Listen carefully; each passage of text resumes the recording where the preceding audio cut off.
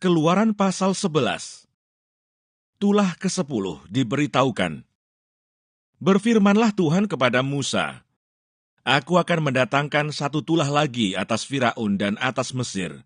Sesudah itu ia akan membiarkan kamu pergi dari sini. Apabila ia membiarkan kamu pergi, ia akan benar-benar mengusir kamu dari sini. Baiklah katakan kepada bangsa itu, supaya setiap laki-laki meminta barang-barang emas dan perak kepada tetangganya, dan setiap perempuan kepada tetangganya pula. Lalu Tuhan membuat orang Mesir bermurah hati terhadap bangsa itu. Lagi pula Musa adalah seorang yang sangat terpandang di tanah Mesir, di mata pegawai-pegawai Firaun dan di mata rakyat. Berkatalah Musa, Beginilah firman Tuhan, Pada waktu tengah malam, aku akan berjalan dari tengah-tengah Mesir. Maka tiap-tiap anak sulung di tanah Mesir akan mati, dari anak sulung Firaun yang duduk di tahtanya, sampai kepada anak sulung budak perempuan yang menghadapi batu kilangan, juga segala anak sulung hewan. Dan seruan yang hebat akan terjadi di seluruh tanah Mesir, seperti yang belum pernah terjadi, dan seperti yang tidak akan ada lagi. Tetapi kepada siapa juga dari orang Israel, seekor anjing pun tidak akan berani menggonggong, baik kepada manusia maupun kepada binatang, supaya kamu mengetahui bahwa Tuhan membuat perbedaan antara orang Mesir dan orang Israel. Dan semua pegawaimu ini akan datang kepadaku dan sujud kepadaku serta berkata, Keluarlah, engkau dan seluruh rakyat yang mengikut engkau. Sesudah itu aku akan keluar. Lalu Musa meninggalkan Firaun dengan marah yang bernyala-nyala. Berfirmanlah Tuhan kepada Musa, Firaun tidak akan mendengarkan kamu, supaya mukjizat-mukjizat yang kubuat bertambah banyak di tanah Mesir. Musa dan Harun telah melakukan segala mukjizat ini di depan Firaun. Tetapi Tuhan mengeraskan hati Firaun, sehingga tidak membiarkan orang Israel pergi dari negerinya. Keluaran pasal 12. Tentang perayaan Paskah. Berfirmanlah Tuhan kepada Musa dan Harun di tanah Mesir, Bulan inilah akan menjadi permulaan segala bulan bagimu. Itu akan menjadi bulan pertama bagimu tiap-tiap tahun. Katakanlah kepada segenap jemaah Israel, pada tanggal 10 bulan ini, diambillah oleh masing-masing seekor anak domba, menurut kaum keluarga, seekor anak domba untuk tiap-tiap rumah tangga. Tetapi jika rumah tangga itu terlalu kecil jumlahnya untuk mengambil seekor anak domba, maka ia bersama-sama dengan tetangganya yang terdekat ke rumahnya, haruslah mengambil seekor menurut jumlah jiwa. Tentang anak domba itu, kamu buatlah perkiraan menurut keperluan tiap-tiap orang. Anak dombamu itu harus jantan, tidak bercela, berumur setahun. Kamu boleh ambil domba atau kambing. Kamu harus mengurungnya sampai hari yang ke-14 bulan ini. Lalu seluruh jemaah Israel yang berkumpul harus menyembelihnya pada waktu senja. Kemudian dari darahnya haruslah diambil sedikit dan dibubuhkan pada kedua tiang pintu dan pada ambang atas, pada rumah-rumah di mana orang memakannya. Dagingnya harus dimakan mereka pada malam itu juga, yang dipanggang mereka harus makan dengan roti yang tidak beragi beserta sayur pahit. Janganlah kamu memakannya mentah atau direbus dalam air, hanya dipanggang di api, lengkap dengan kepalanya dan betisnya dan isi perutnya. Janganlah kamu tinggalkan apa-apa dari daging itu sampai pagi. Apa yang tinggal sampai pagi, kamu bakarlah habis dengan api. Dan beginilah kamu memakannya, pinggangmu berikat, kasut pada kakimu, dan tongkat di tanganmu. Buru-burulah kamu memakannya, itulah Paskah bagi Tuhan. Sebab pada malam ini aku akan menjalani tanah Mesir, dan semua anak sulung dari anak manusia sampai anak binatang akan kubunuh, dan kepada semua Allah di Mesir akan kujatuhkan hukuman. Akulah Tuhan. Dan darah itu menjadi tanda bagimu pada rumah-rumah di mana kamu tinggal. Apabila aku melihat darah itu, maka aku akan lewat daripada kamu.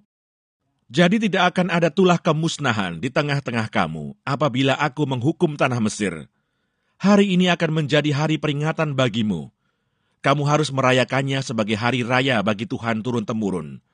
Kamu harus merayakannya sebagai ketetapan untuk selamanya. Kamu makanlah roti yang tidak beragi 7 hari lamanya. Pada hari pertama pun kamu buanglah segala ragi dari rumahmu. Sebab setiap orang yang makan sesuatu yang beragi, dari hari pertama sampai hari ketujuh, orang itu harus dilenyapkan dari antara Israel. Kamu adakan pertemuan yang kudus, baik pada hari yang pertama maupun pada hari yang ketujuh. Pada hari-hari itu tidak boleh dilakukan pekerjaan apapun. Hanya apa yang perlu dimakan setiap orang, itu sajalah yang boleh kamu sediakan. Jadi kamu harus tetap merayakan hari raya makan roti yang tidak beragi, sebab tepat pada hari ini juga aku membawa pasukan-pasukanmu keluar dari tanah Mesir. Maka haruslah kamu rayakan hari ini turun-temurun. Itulah suatu ketetapan untuk selamanya. Dalam bulan pertama pada hari yang ke-14 bulan itu pada waktu petang, kamu makanlah roti yang tidak beragi, sampai kepada hari yang ke-21 bulan itu pada waktu petang. 7 hari lamanya tidak boleh ada ragi dalam rumahmu, sebab setiap orang yang makan sesuatu yang beragi, orang itu harus dilenyapkan dari antara jemaah Israel, baik ia orang asing, baik ia orang asli. Sesuatu apapun yang beragi tidak boleh kamu makan. Kamu makanlah roti yang tidak beragi di segala tempat kediamanmu. Lalu Musa memanggil semua tua-tua Israel serta berkata kepada mereka, "Pergilah, ambillah kambing domba untuk kaummu dan sembelihlah anak domba Paskah. Kemudian kamu harus mengambil seikat hisop dan mencelupkannya dalam darah yang ada dalam sebuah pasu. Dan darah itu kamu harus sapukan pada ambang atas dan pada kedua tiang pintu. Seorang pun dari kamu tidak boleh keluar pintu rumahnya sampai pagi. Dan Tuhan akan menjalani Mesir untuk menulahinya. Apabila ia melihat darah pada ambang atas dan pada kedua tiang pintu itu, maka Tuhan akan melewati pintu itu dan tidak membiarkan pemusnah masuk ke dalam rumahmu untuk menulahi. Kamu harus memegang ini sebagai ketetapan sampai selama-lamanya bagimu dan bagi anak-anakmu. Dan apabila kamu tiba di negeri yang akan diberikan Tuhan kepadamu, seperti yang difirmankannya, maka kamu harus pelihara ibadah ini. Dan apabila anak-anakmu berkata kepadamu, apakah artinya ibadahmu ini? Maka haruslah kamu berkata, itulah korban Paskah bagi Tuhan yang melewati rumah-rumah orang Israel di Mesir, ketika ia menulahi orang Mesir, tetapi menyelamatkan rumah-rumah kita. Lalu berlututlah bangsa itu dan sujud menyembah. Pergilah orang Israel, lalu berbuat demikian, seperti yang diperintahkan Tuhan kepada Musa dan Harun. Demikianlah diperbuat mereka. Tulah ke-10, anak sulung mati, orang Israel keluar dari Mesir. Maka pada tengah malam Tuhan membunuh tiap-tiap anak sulung di tanah Mesir, dari anak sulung Firaun yang duduk di takhtanya, sampai kepada anak sulung orang tawanan yang ada dalam liang tutupan, beserta segala anak sulung hewan. Lalu bangunlah Firaun pada malam itu, bersama semua pegawainya dan semua orang Mesir, dan kedengaranlah seruan yang hebat di Mesir, sebab tidak ada rumah yang tidak kematian. Lalu pada malam itu dipanggilnyalah Musa dan Harun, katanya, bangunlah, keluarlah dari tengah-tengah bangsaku, baik kamu maupun orang Israel. Pergilah, beribadahlah kepada Tuhan, seperti katamu itu. Bawalah juga kambing dombamu dan lembu sapimu, seperti katamu itu. Tetapi pergilah dan mohonkanlah juga berkat bagiku. Orang Mesir juga mendesak dengan keras kepada bangsa itu, menyuruh bangsa itu pergi dengan segera dari negeri itu, sebab kata mereka, nanti kami mati semuanya. Lalu bangsa itu mengangkat adonannya sebelum diragi, dengan tempat adonan mereka terbungkus dalam kainnya di atas bahunya. Orang Israel melakukan juga seperti kata Musa. Mereka meminta dari orang Mesir barang-barang emas dan perak serta kain-kain. Dan Tuhan membuat orang Mesir bermurah hati terhadap bangsa itu, sehingga memenuhi permintaan mereka. Demikianlah mereka merampasi orang Mesir itu. Kemudian berangkatlah orang Israel dari Ramses ke Sukot, kira-kira 600.000 orang laki-laki berjalan kaki, tidak termasuk anak-anak. Juga banyak orang dari berbagai-bagai bangsa turut dengan mereka. Lagi sangat banyak ternak kambing domba dan lembu sapi. Adonan yang dibawa mereka dari Mesir dibakarlah menjadi roti bundar yang tidak beragi. Sebab adonan itu tidak diragi karena mereka diusir dari Mesir dan tidak dapat berlambat-lambat, dan mereka tidak pula menyediakan bekal baginya.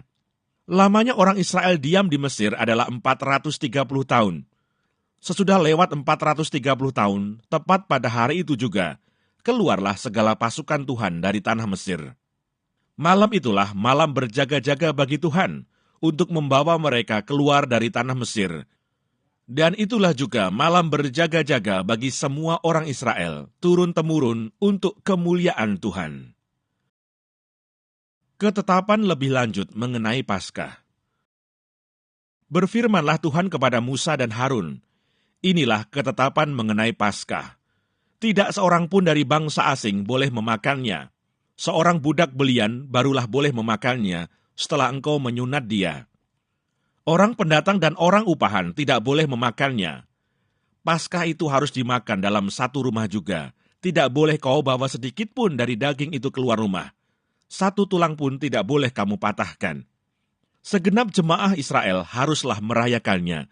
Tetapi apabila seorang asing telah menetap padamu dan mau merayakan Paskah bagi Tuhan, maka setiap laki-laki yang bersama-sama dengan dia wajiblah disunat. Barulah ia boleh mendekat untuk merayakannya. Ia akan dianggap sebagai orang asli. Tetapi tidak seorang pun yang tidak bersunat boleh memakannya. Satu hukum saja akan berlaku untuk orang asli dan untuk orang asing yang menetap di tengah-tengah kamu. Seluruh orang Israel berbuat demikian, seperti yang diperintahkan Tuhan kepada Musa dan Harun.